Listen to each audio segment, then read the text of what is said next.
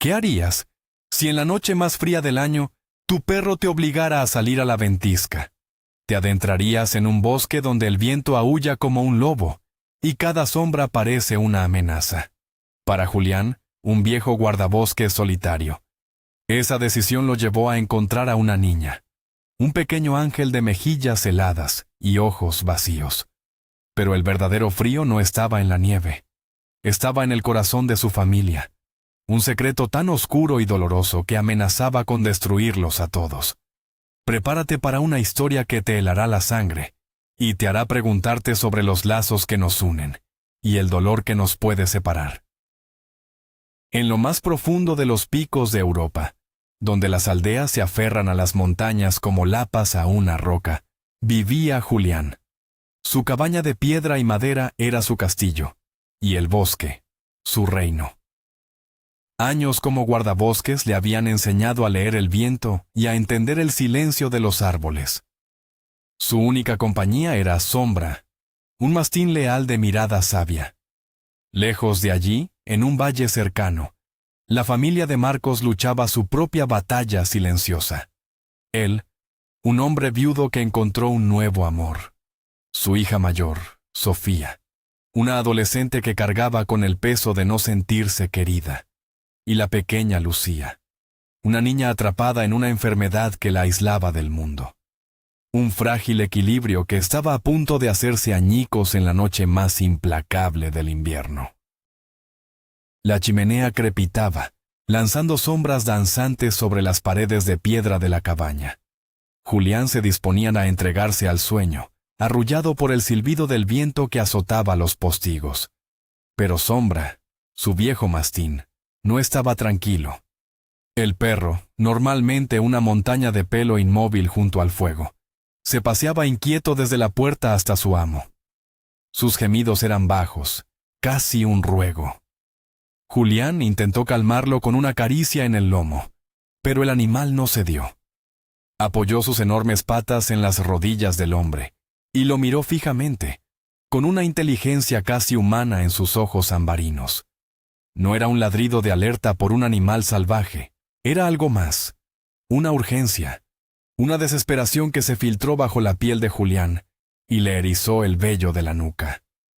Sombra rara vez se equivocaba. Algo o alguien necesitaba ayuda ahí fuera, en medio de la furia blanca. Con un suspiro resignado, Julián se levantó. Sus huesos protestaron por el frío que ya se colaba por las rendijas. Se enfundó en unas botas de montaña forradas de borrego. Se puso un grueso abrigo de lana y se caló un gorro hasta las cejas. Cada prenda era una armadura contra la hostilidad de la noche. Afuera, la ventisca era un caos de blanco sobre negro. La nieve, impulsada por ráfagas heladas, golpeaba su rostro como agujas de hielo. La potente linterna que llevaba apenas lograba perforar unos metros de aquella cortina arremolinada. Sombra, sin embargo, no dudó. Se lanzó a la oscuridad, volviéndose cada pocos pasos para asegurarse de que Julián lo seguía. El bosque, su hogar, parecía un lugar extraño y amenazador. Los árboles se retorcían como espectros y el viento aullaba con 1000 voces distintas. Julián sentía la mordedura del frío en sus pulmones a cada bocanada de aire. Siguieron avanzando durante lo que pareció una eternidad. La nieve se acumulaba rápidamente, dificultando cada paso. De repente, Sombra se detuvo en seco junto a un viejo roble, cuyo tronco parecía un gigante dormido bajo un manto de nieve. El perro comenzó a ladrar, un ladrido insistente y agudo. Julián enfocó el haz de luz hacia el lugar que señalaba el animal. Al principio, solo vio un bulto de color extraño, un rosa chillón que no pertenecía a la paleta invernal del bosque. Se acercó con el corazón en un puño, temiendo lo peor, y entonces la vio. Era una niña. No tendría más de 4 años. Estaba acurrucada en la base del árbol, hecha un ovillo. Su anorak rosa estaba cubierto de nieve, y su gorro con un pompón gigante se había ladeado, dejando al descubierto su cabello rubio y fino. No se movía. Parecía una muñeca abandonada. una pieza rota en la inmensidad helada. El pánico y la experiencia se batieron en duelo en la mente de Julián. Sin pensarlo 2 veces, se quitó su propio abrigo y envolvió con él a la pequeña figura. Al levantarla, sintió lo ligera que era, y el frío que emanaba su cuerpo le traspasó las capas de ropa. Sus mejillas estaban pálidas, con un peligroso tono azulado en los labios, pero lo más inquietante eran sus ojos. Estaban abiertos, fijos, mirando a la nada. No había miedo, ni lágrimas, ni sorpresa. Era una ausencia total, un vacío que a Julián le pareció más aterrador que cualquier grito. «Tranquila, pequeña, ya estoy aquí», susurró, más para sí mismo que para ella. «Vamos a casa, al calor». La niña no reaccionó. No se aferró a él, no emitió ningún sonido. Su cuerpo estaba rígido, como si su espíritu se hubiera retirado a un lugar muy lejano, dejando solo el cascarón. El camino de vuelta a la cabaña fue una carrera contra la muerte. Julián protegía el cuerpo de la niña con el suyo, sintiendo cómo el viento le robaba el calor. Sombra corría delante, abriendo paso. Al entrar, el calor del hogar los golpeó como una bendición. Julián depositó a la niña con sumo cuidado en el viejo sillón de orejas junto a la chimenea. Le quitó con delicadeza las botas mojadas y el anorak helado. Frotó sus manos y pies, intentando devolverles la vida. La piel de la niña estaba helada al tacto. Mientras lo hacía, no dejaba de hablarle con voz suave, contándole sobre Sombra, sobre el fuego, sobre la leche caliente que pronto le prepararía. Pero ella seguía en silencio, con esa mirada perdida que atravesaba las paredes. Era como cuidar de un pajarillo caído del nido, frágil y desconectado del mundo que lo rodeaba. Poco a poco, el calor de la chimenea comenzó a hacer efecto. Un leve rubor apareció en las mejillas de la niña, devolviéndole un aspecto más humano. Julián le acercó una taza de leche tibia con miel. Ella la aceptó sin decir nada y bebió a sorbos, de forma mecánica. Su rostro era de una belleza delicada, grandes ojos azules, nariz respingona y una cascada de rizos dorados, pero seguía siendo una muñeca de porcelana. No preguntaba dónde estaba, ni quién era él, ni por sus padres. Julián sentía una creciente inquietud. Había visto niños perdidos, asustados, llorando, pero nunca había visto una reacción así. Era una calma antinatural, una indiferencia que le ponía los pelos de punta. ¿Qué clase de horror había vivido esa niña para encerrarse de esa manera dentro de sí misma? La noche dio paso a una madrugada gris y plomiza. La ventisca había amainado, dejando un paisaje de un blanco inmaculado y un silencio profundo. La niña, a la que Julián había decidido llamar Lucía en su mente, dormía en su cama, envuelta en una manta de lana. Julián había improvisado un lecho en el sillón y apenas había pegado ojo. Justo cuando los primeros rayos de sol teñían de rosa las cumbres nevadas, un golpe atronó en la puerta. No fue un golpe normal. Fue un martilleo frenético, desesperado, que hizo vibrar los cristales de las ventanas. Sombra se levantó de un salto, erizando el pelo del lomo y lanzando un gruñido profundo. Julián se incorporó, con el corazón acelerado. Sabía con una certeza absoluta que quienquiera que estuviese al otro lado de esa puerta, había venido a buscar a su pequeña visitante. Abrió la puerta y se encontró con 2 figuras recortadas contra la nieve. Un hombre alto, de unos 40 años, con el rostro pálido y demacrado por la angustia. A su lado, una adolescente, delgada y encorvada, con el rostro oculto tras una maraña de pelo oscuro. Los ojos del hombre buscaron los de Julián con una súplica desesperada.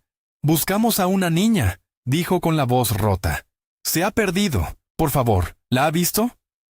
Julián no necesitó más. Se hizo a un lado. «Está aquí», dijo con calma. «Está a salvo». El hombre soltó un sollozo ahogado y entró en la cabaña como una exhalación. Vio a la pequeña en la cama y corrió hacia ella, gritando su nombre. ¡Lucía! La abrazó, la besó, la inspeccionó de arriba a abajo, asegurándose de que estaba bien. Su alivio era tan palpable que llenaba la pequeña estancia. La adolescente, sin embargo, se quedó paralizada en el umbral. Sus ojos, oscuros y profundos, estaban fijos en la escena. Cuando el alivio inundó el rostro de su padre, en el suyo se dibujó una mueca de dolor incomprensible. Las lágrimas rodaban por sus mejillas, pero no eran lágrimas de alegría. Eran de una tristeza y una culpa tan densas que Julián pudo sentirlas desde el otro lado de la habitación. Mientras el padre, Marcos, sacaba el móvil para hacer una llamada, la chica se acercó a la cama. Miró a su hermana pequeña como si quisiera abrazarla, pero sus brazos no respondían, pegados a sus costados como si pesaran una tonelada. Julián, un observador silencioso, entendió que el misterio de la niña perdida en el bosque era solo la punta de un iceberg de sufrimiento familiar. Algo muy grave había sucedido antes de que Lucía acabara en la nieve. Marcos terminó la llamada. Era para su mujer, Elena, y para la Guardia Civil. Su gratitud hacia Julián era inmensa, pero su mirada se endureció al volverse hacia su hija mayor. Sofía, comenzó, pero se detuvo. La chica se encogió, como si esperara un golpe. Fue entonces cuando Julián, incapaz de soportar la tensión, preguntó en voz baja: «¿Qué le pasa a la pequeña? No ha dicho ni una palabra». Marcos suspiró, pasándose una mano por el pelo. «Es su condición. Lucía es así». Pero antes de que pudiera continuar, Sofía estalló en un llanto desgarrador, un sollozo que venía de las profundidades de su alma. Y la mirada que su padre le dirigió fue de puro veneno, una mezcla de rabia, desprecio y agotamiento. Julián sintió un escalofrío. Conocía esa mirada. La había visto hacía muchos años en el espejo, reflejada en los ojos de su propio padre. «Tienen que saberlo», dijo Marcos, sentándose pesadamente. La adrenalina de la búsqueda lo abandonaba, dejando paso a una fatiga inmensa. «Usted le ha salvado la vida. Merece una explicación». Y comenzó a desgranar la historia, una confesión dolorosa en la quietud de la cabaña. Habló de su primera mujer, la madre de Sofía, un amor de juventud, de esos que parecen indestructibles. Contó cómo lucharon durante años para tener un hijo, cómo cada mes era una nueva decepción. Cuando por fin lo consiguieron, la felicidad era tan grande que parecía irreal. Pero el embarazo fue complicado, y el parto, una tragedia. Ella se fue, dejando tras de sí un silencio atronador y una pequeña vida que él, en su dolor, no sabía cómo afrontar. Durante semanas, confesó Marcos, no pude ni mirarla, la culpaba. En mi mente, ella me la había arrebatado. Marcos describió su descenso a los infiernos. El alcohol se convirtió en su refugio, un anestésico para un dolor que lo consumía.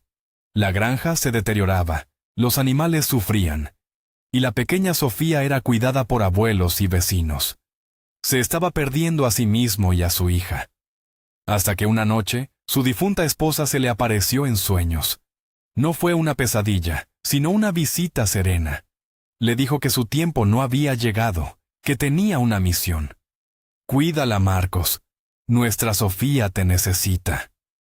Despertó en el suelo, con el sabor amargo del vino en la boca y una claridad repentina en la mente.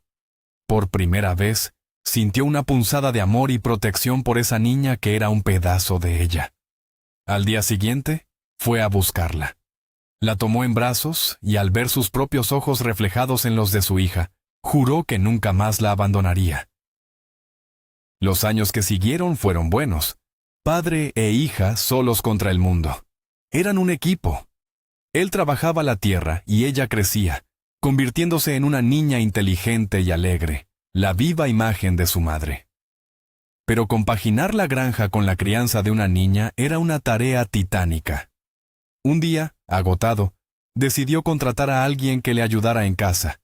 Así llegó Elena. Era la hija de unos vecinos, una mujer joven, discreta y trabajadora. Se hizo cargo de Sofía con una dulzura que cautivó a Marcos. La casa volvió a oler a comida casera, a ropa limpia. Elena era un bálsamo para su alma herida. Poco a poco, la gratitud se convirtió en afecto, y el afecto en amor. Se casaron un año después. Al principio, todo parecía perfecto. Elena era la madre que Sofía nunca tuvo, o eso creía Marcos. Pero tras el velo de la familia perfecta, empezaron a aparecer grietas sutiles. Elena seguía siendo cariñosa, pero una extraña frialdad se instalaba en su trato con Sofía, cuando creía que Marcos no miraba. Un comentario afilado, un gesto de impaciencia. Sofía, sensible, lo percibía, pero no sabía cómo explicarlo. Todo cambió radicalmente con el nacimiento de Lucía. La alegría inundó la casa. Marcos estaba feliz, y Elena rebosaba de una dicha maternal que nunca había mostrado con Sofía. Sin embargo, a medida que pasaban los meses, una sombra de preocupación comenzó a cernirse sobre ellos. Lucía no respondía como los demás bebés. No seguía los objetos con la mirada. No balbuceaba, no sonreía. Su mundo parecía estar detrás de un cristal invisible. Empezó el peregrinaje por médicos y especialistas. Viajes a Oviedo, pruebas dolorosas, noches en vela esperando resultados. Finalmente, llegó el diagnóstico, una sentencia fría y brutal, un trastorno genético raro, una enfermedad sin cura que afectaba al desarrollo neurológico. Lucía siempre viviría en su propio mundo, desconectada, ausente. La noticia devastó a la familia. Marcos se volcó en el trabajo para pagar los costosos tratamientos, que solo ofrecían una mínima esperanza de frenar el deterioro. Elena se obsesionó con el cuidado de Lucía, dedicándole cada segundo de su día, cada gramo de su energía. Y en medio de ese torbellino de dolor y desesperación, Sofía se volvió invisible. Nadie la veía. Nadie escuchaba sus miedos, sus pequeñas alegrías de niña, sus notas del colegio. La amargura de Elena se enconó, y encontró un blanco fácil: Sofía. La niña sana, la niña inteligente, la niña que le recordaba a la primera mujer de su marido, se convirtió en el receptáculo de toda su frustración. Cada logro de Sofía era una ofensa, cada risa, una puñalada. La casa se llenó de una tensión constante. Los gritos, los castigos desproporcionados y las comparaciones odiosas se convirtieron en la nueva normalidad. ¿Por qué tú eres así y mi pobre hija está como está?, le espetaba. Marcos, superado por la enfermedad de Lucía y el agotamiento, no intervenía. Prefería no ver, no oír. Se convenció a sí mismo de que eran cosas de mujeres, cerrando los ojos al abuso emocional que sufría su hija mayor, día tras día. Y así, llegaron a la noche anterior. Sofía había salido con sus amigos a una ladera cercana para jugar con la nieve. Hacía mucho que no se sentía tan libre, tan feliz. Volvió a casa más tarde de lo permitido, con la euforia todavía en las mejillas. Pero al entrar, se dio cuenta de que se había rasgado la manga de su anorak nuevo, uno de los pocos caprichos que su padre le había concedido en mucho tiempo. Sabía que habría problemas, pero no podía imaginar la tormenta que se avecinaba. Elena vio el roto y su rostro se descompuso. No fue una regañina, fue una erupción de furia acumulada durante años. «Eres una egoísta, irresponsable. ¿Sabes lo que cuesta este abrigo? Es dinero que podríamos usar para el tratamiento de tu hermana». Las palabras de Elena eran cada vez más crueles, cada una diseñada para herir. Pero la estocada final fue la que rompió algo dentro de Sofía. Con los ojos llenos de una rabia helada, Elena le gritó: «Ojalá no hubieras nacido tú. Ojalá mi Lucía tuviera tu salud. Tú no sobras en esta casa». En ese instante, el mundo de Sofía se hizo añicos. El amor, la esperanza, el deseo de complacer a su padre. Todo se convirtió en cenizas. Solo quedó un dolor agudo y una idea terrible que empezó a tomar forma en su mente. Si ella era el problema, La solución era eliminar la causa de todo el sufrimiento. Lucía. La niña muñeca que acaparaba todo el amor, toda la atención, todos los recursos. La que había convertido su hogar en un infierno. Mientras Elena seguía gritando, Sofía se retiró a su habitación. Se tumbó en la cama, pero no lloró. Estaba más allá de las lágrimas. En su cabeza, un plan frío y desesperado se estaba ejecutando. Escuchó a su padre llegar, pero él no entró a verla. Pasó de largo, directo a la cocina, donde Elena le contaba su versión de los hechos. Sofía lo oyó todo. Y cada palabra de indiferencia de su padre era un clavo más en el ataúd de su infancia. Esperó. Con una calma que la asustaba a ella misma, se puso las botas y el abrigo. Salió por la puerta trasera. Lucía estaba en el jardín, en su pequeño tobogán, subiendo y bajando, una y otra vez, ajena al drama que se desarrollaba en el interior. Sofía se acercó y la tomó de la mano. Como tantas otras veces, Lucía la siguió sin oponer resistencia. Pero esta vez no la llevó adentro. La guió hacia la cancela del jardín, que alguien había dejado entornada, y luego hacia el camino que se adentraba en el bosque. La nieve empezaba a caer con más fuerza. «Es por tu culpa», le susurraba Sofía, arrastrándola. «Antes de que tú llegaras, papá me quería. Volverá a quererme cuando ya no estés». No sabía cuánto tiempo caminaron. El bosque se volvía más oscuro, más denso. En un claro, junto a un gran roble, se detuvo. Soltó la pequeña mano de su hermana. Lucía se quedó quieta, con la nieve acumulándose en su gorro, mirando al frente, a la nada. Sofía la miró por última vez, dio media vuelta y corrió.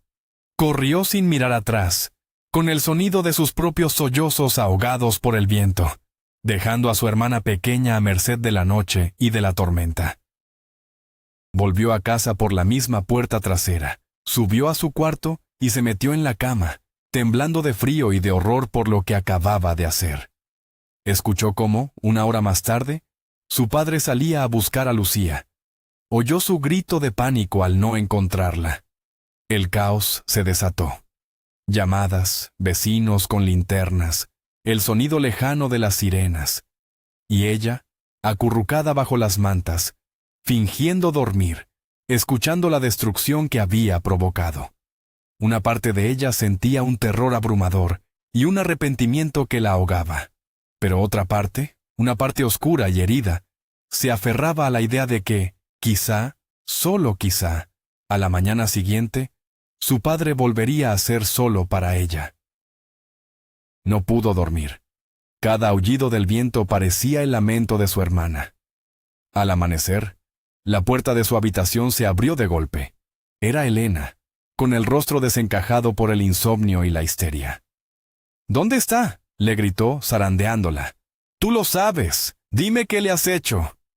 Marcos la apartó, pero su propia mirada era una daga de acero. Ya no había amor, solo una gélida acusación. Y Sofía se derrumbó. Entre sollozos, lo confesó todo.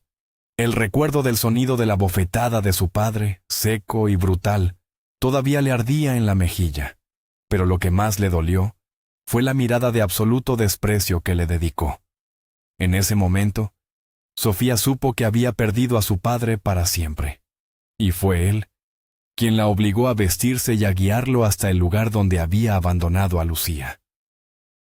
Marcos terminó su relato. El silencio en la cabaña era denso, pesado. Sofía lloraba en silencio, acurrucada en una silla, lo más lejos posible de su padre. Lucía, en brazos de Marcos, parecía completamente ajena a la tormenta emocional que la rodeaba. Julián miró a Marcos. Vio a un hombre destrozado, sí, pero también vio al hombre que había permitido que el veneno de la amargura destruyera a su hija mayor. Vio al padre que había fallado en su deber más básico, proteger a su niña. Y entonces, Julián supo que tenía que hablar. Su propia historia, enterrada durante décadas, tenía que salir a la luz. No por Marcos, sino por Sofía. Para que la niña supiera que no estaba sola en su dolor, Yo también tuve una madrastra, comenzó Julián, con la voz rasposa. Su mirada se perdió en las llamas de la chimenea, viajando a un pasado lejano. Mi madre murió cuando yo tenía 10 años. Mi padre, como tú, se perdió. Pero no en el alcohol, sino en el trabajo. Se casó de nuevo con una mujer que adoraba a mi hermana pequeña, un ángel rubio de ojos azules. Pero a mí no me soportaba. Yo era torpe, callado, el vivo recuerdo de la mujer a la que ella nunca podría reemplazar. Cada día era una pequeña tortura de palabras hirientes, de castigos injustos, de indiferencia. Yo era el mueble viejo que estorbaba en la casa nueva que ella quería construir. Julián continuó desgranando sus recuerdos. Lo peor no eran sus gritos, dijo, mirando directamente a Marcos. Lo peor era el silencio de mi padre. Él lo veía todo. Veía cómo me humillaba, cómo me aislaba, y no hacía nada. Se giraba, miraba para otro lado. Su cobardía me dolía más que cualquier golpe. Un día, me acusó de algo que no hice, y me castigó duramente delante de él. Esperé que mi padre dijera algo, que me defendiera, pero solo se encogió de hombros. Esa noche, entendí que en esa casa ya no había sitio para mí. Con 14 años, me escapé. Pensé que cualquier cosa sería mejor que vivir sintiéndome un extraño en mi propio hogar. No sabía lo equivocado que estaba. Describió su vida en las calles de la ciudad. El hambre, el frío, la soledad. Cómo se unió a otros chicos como él, chicos rotos y abandonados. Aprendió a robar para comer, a desconfiar de todo el mundo. Te conviertes en un animal, explicó. Solo piensas en sobrevivir al día siguiente. No hay futuro, solo un presente lleno de miedo. Contó cómo lo atraparon por un robo estúpido y lo enviaron a un centro de menores. Un lugar gris, lleno de rabia y desesperación. Mi padre, dijo con un hilo de voz, vino a verme una sola vez. No para consolarme, sino para decirme que su mujer tenía razón, que yo era un caso perdido y que había deshonrado a la familia. Esa fue la última vez que lo vi. Estaba a punto de rendirme, confesó Julián. Pensaba que mi vida había terminado allí. Pero entonces conocí a un hombre, un maestro del centro. Se llamaba Andrés. No sé qué vio en mí. Quizás solo vio a un niño asustado en lugar de a un delincuente. Empezó a hablar conmigo, me prestaba libros, me enseñó que yo valía más que mis errores. Me escuchó. Por primera vez en años, alguien me escuchó de verdad. Fue él quien me animó a estudiar, quien me habló del oficio de guardabosques. Me dio una razón para luchar, una esperanza. Me salvó la vida, no sacándome de un bosque nevado, sino del pozo de oscuridad en el que yo mismo me había metido. Julián dejó de hablar. El único sonido era el crepitar del fuego. Se volvió hacia Marcos, y su mirada ya no era de juicio, sino de una profunda y triste comprensión. Tu hija no es un monstruo, dijo en voz baja, pero con una firmeza que resonó en toda la cabaña. Es una niña que sufre un dolor inmenso. Y lo que hizo, por terrible que sea, fue un grito de auxilio. Te estaba pidiendo a gritos que la vieras, que la salvaras. Estás a tiempo de no cometer el mismo error que mi padre. No la abandones ahora. Porque si lo haces, la perderás para siempre, de una forma mucho peor que en un bosque nevado. Cada palabra era un martillo que derribaba los muros que Marcos había construido alrededor de su corazón. Por primera vez en mucho tiempo, Marcos miró de verdad a Sofía. No vio a la adolescente problemática, ni a la autora de un acto terrible. Vio a la niña pequeña que había acunado en sus brazos años atrás. La niña asustada y sola que había estado pidiendo su ayuda en silencio. El remordimiento lo golpeó con la fuerza de una ola. Se levantó, dejó con cuidado a Lucía en el sillón, y caminó hacia su hija mayor. Se arrodilló frente a ella. Sofía lo miraba con los ojos muy abiertos, llenos de miedo y sorpresa. Perdóname, Sofía, susurró Marcos, con la voz rota por las lágrimas que por fin se atrevían a salir. Perdóname, mi niña. Te he fallado en todo. y entonces la abrazó. Un abrazo torpe al principio, pero que luego se convirtió en un anclaje desesperado. Sofía se quedó rígida un segundo, y luego se derrumbó en sus brazos, llorando como no lo había hecho en años, soltando todo el dolor, toda la soledad, toda la rabia. Padre e hija, abrazados en el suelo de la cabaña, llorando juntos por el tiempo perdido, por las heridas infligidas. Lucía, desde el sillón, los observaba con su mirada vacía, un testigo silencioso de una familia que, quizá, justo en ese momento, comenzaba a encontrar el camino de vuelta a casa. No sería fácil. Las cicatrices eran profundas. Pero por primera vez en mucho tiempo, en esa pequeña cabaña en medio de las montañas, había una frágil, diminuta, pero real, brizna de esperanza. Cuando la Guardia Civil llegó, encontraron una escena muy distinta a la que esperaban. No había un monstruo, solo una familia rota intentando recoger sus pedazos. Marcos, con una nueva determinación en la mirada, abrazaba a sus dos hijas. El camino que tenían por delante sería largo y lleno de dificultades. Tendrían que aprender a hablar, a escuchar, y lo más difícil, a perdonar. Julián los vio marchar desde la puerta de su cabaña, con Sombra a su lado. Sabía que esa noche fría había cambiado sus vidas para siempre, incluida la suya. A veces, para salvar a otros, primero debemos enfrentarnos a los fantasmas de nuestro propio pasado. Gracias por acompañarnos en esta intensa historia. Si te ha conmovido, por favor, dale a me gusta, suscríbete al canal y comparte tu opinión en los comentarios. Nos ayuda muchísimo a seguir creando contenido como este. ¿Y ahora? Te pregunto, ¿crees que el perdón es posible después de una traición tan profunda?